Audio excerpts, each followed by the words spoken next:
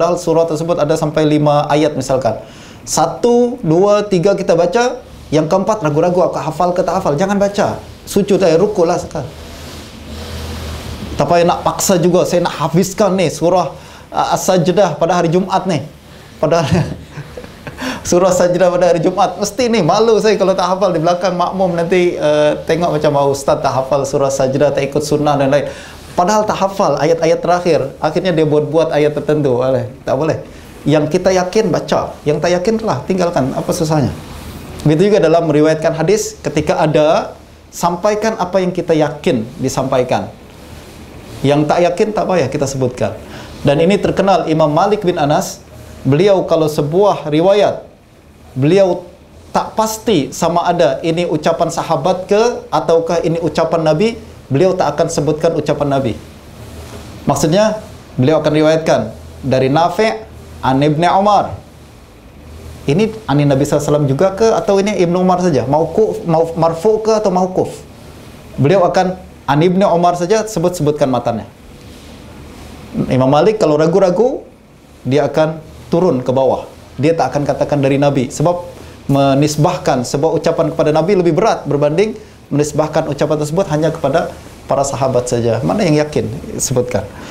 Mura'atu syuruti riwayat bil makna in haddatsa bil makna. Syarat keempat adalah menjaga syarat-syarat riwayah bil makna. Mana syarat meriwayatkan bil makna adalah kita mesti yakin, kita mesti tahu lughah Arabiah dengan baik. Kita mesti tahu lafaz-lafaz yang berubah makna. Ya juzu dengan yubahu sama ke tak, atau yahillu sama ke tak. Ini secara lughah berbeza. Justru dia tak boleh rubah kalimat tersebut, mesti sampaikan apa yang dia dengar dan tak rubah dengan bermakna, kecuali kalau lafaznya memang tak merubah kandungan lafaz tersebut. Ini lain syarat-syarat riwayat bermakna. Yang kedua, syurut dhabtul kitab.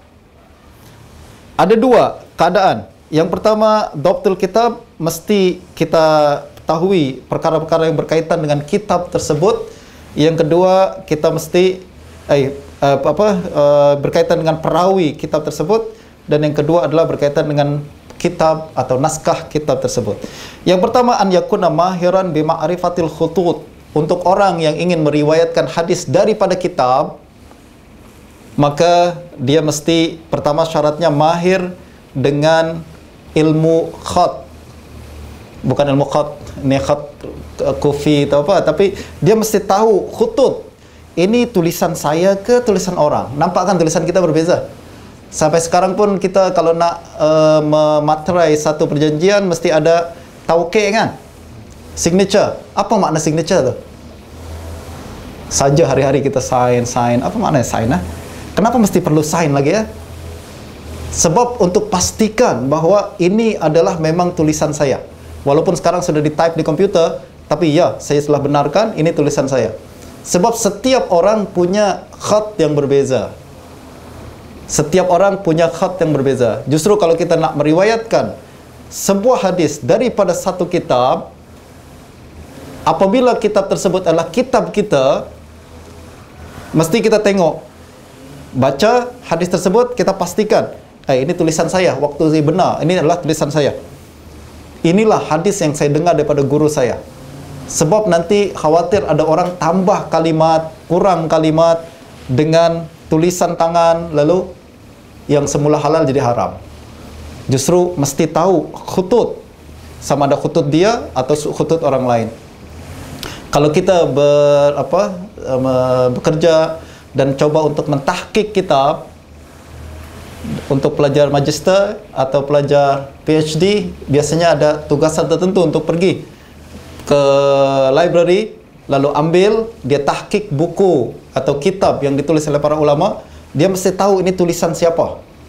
Jangan kita nisbahkan ini kitab karangan Imam Ghazali padahal bukan tulisan Imam Ghazali. Awak tahu dari mana ini tulisan Imam Ghazali? Aku tahulah tulisan Imam Ghazali khatnya macam gini. Tulisan Imam Khatib Baghdadi khatnya macam gini. Ini ilmu pengetahuan sendiri yang ahli hadis wajib tahu berkenaan dengan ilmu khutut, khat tersebut. Perbezaan antara khat ulama dengan khat orang lain. Yumayyizu khattahu min khatti ghairihi. Dia boleh membezakan antara khat tulisan dia sendiri dengan tulisan orang lain. An yakuna arifan mustalahatil muhaddisin fi kitabatil hadis wa rumuzihim fi naskhil kitab wa muqabalatiha wa tashiha wa ghairi dzalik. Orang yang perawi daripada kitab juga mesti tahu istilah-istilah ahli hadis dalam meriwayatkan hadis. Mesti ada istilah-istilah sendiri. Ahli hadis dulu misalkan apabila menuliskan hadis, dia tulis dengan sangat cepat. Kadang ada beberapa kalimat tertentu yang dia tak sempat tulis. Tak sempat tulis, tapi mereka letak istilah-istilah tertentu. Istilah-istilah tertentu. Maka kita mesti tahu istilah-istilah tersebut maknanya apa. Kalau ada masa nanti kita akan baca kitab Mustalah Hadis. Dalam Muqaddimah Mustalah, dalam kitab Mustalah Hadis ada perbahasan berkenaan dengan kitabatul hadis. Bagaimana nak lahak, bagaimana nak kalau ada satu kalimat dalam hadis tergugur, terlalu cepat, satu kalimat terkurang lah. Bagaimana kita nak masukkan kalimat tersebut lalu kita tulis di tepi, ya kan? Masukkan dia dalam hadis tersebut. Bagaimana nak isyaratkan bahwa kalimat ini adalah selepas kalimat ini? Ini ada istilah-istilah tertentu yang disebut oleh ahli hadis sebagai lahak. Ada lagi disebut sebagai darb, idrab. Idrab maknanya adalah kalimat kita sebut dalam hadis tapi salah. Salah pula. Apa yang kita lakukan? Kita nak padam, tak ada alatnya.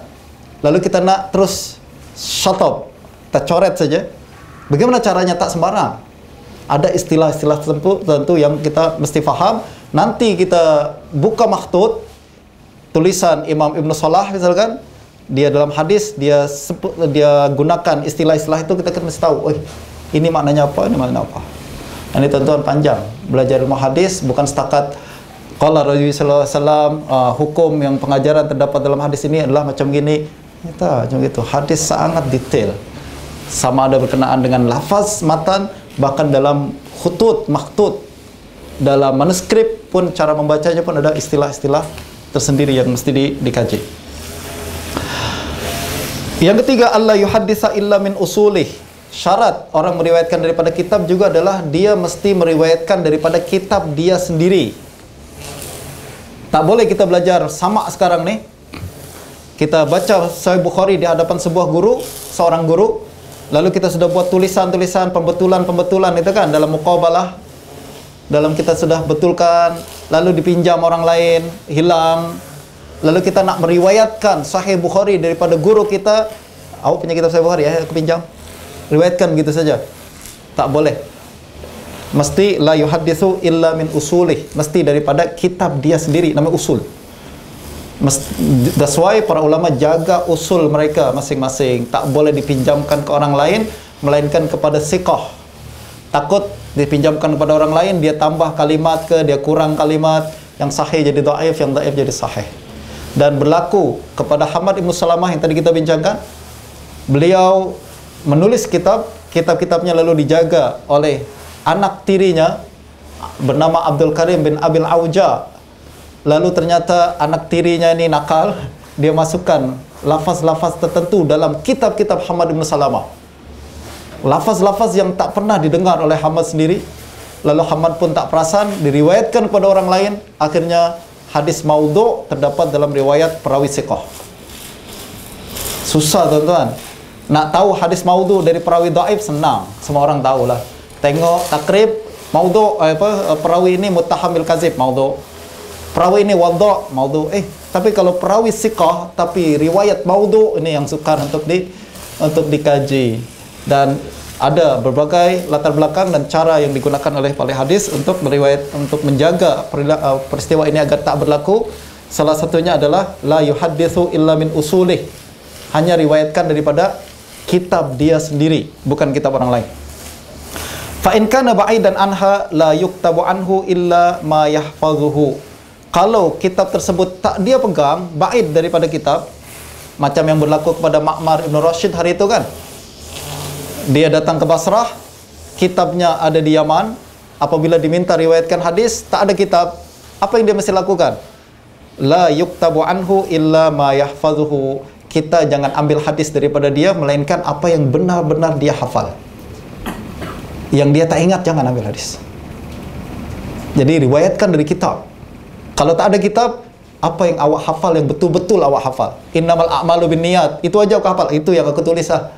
Lepas tu tak ingat lah, lupa-lupa kalimatnya lah, tak payah tulis. Yang kita betul-betul hafal saja.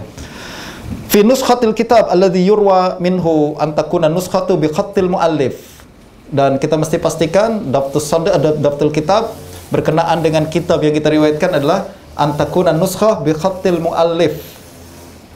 Naskah yang kita riwayatkan, misalkan Sahih Bukhari kita nak riwayatkan, mestilah Sahih Bukhari tulisan Imam Bukhari sendiri baru kita riwayatkan. Tahu dari mana? Saya kenal nih, tulisan Imam Bukhari macam gini, khatnya. Tulisan bukan Imam Bukhari beza kalimatnya. Jadi pengetahuan berkenaan dengan khutut. Au bi khatti siqatin muqabalatin ala nuskhatil muallif. Kalau tak jumpa nuskhah tulisan penulis sendiri, mestilah tulisan perawi siqah yang telah dibacakan, dimuqabalah dengan nuskhah milik muallif sendiri. Misalkan saya baca kitab ni, kitab zaman sekarang semua adalah dicetakkan, tuan-tuan.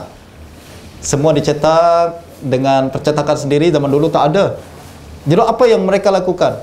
Penulis tulis di atas kitab, lalu dibacakan kepada murid-muridnya, murid-muridnya pun tulis kitab tersebut. Namanya imla.